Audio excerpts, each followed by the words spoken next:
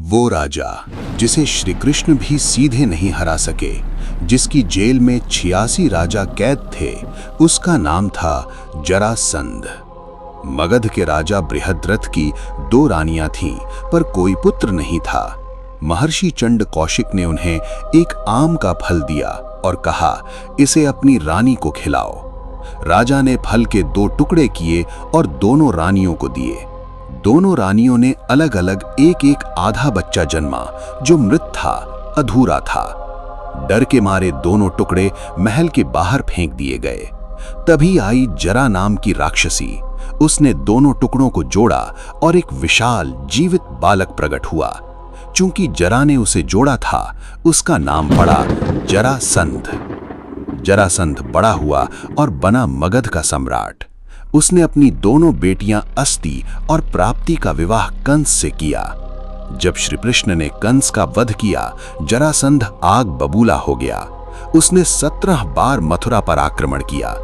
भगवान कृष्ण को मथुरा छोड़कर द्वारका जाना पड़ा, इसीलिए कृष्ण को रणछोड़ भी कहा गया।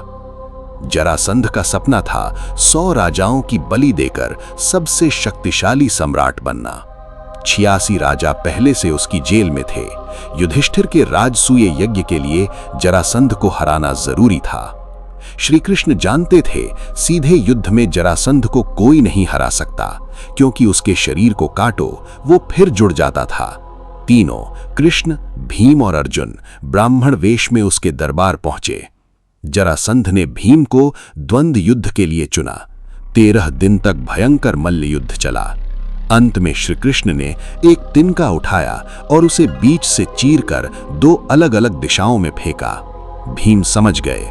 उन्होंने जरासंध के दोनों पैर पकड़े और उसे बीच से चीरकर दोनों टुकड़ों को विपरीत दिशा में फेंक दिया। इस बार कोई जरा नहीं थी जोड़ने वाली। जरासंध का अंत हो गया। जिस जोड़ से उसका जन्म हुआ, उसी के विपरीत से उसकी मृत्यु हुई। यही है महाभारत का न्याय। ऐसी और कहानियों के लिए स्टोरी लिथो हिंदी स्टोरीज को सब्सक्राइब करो।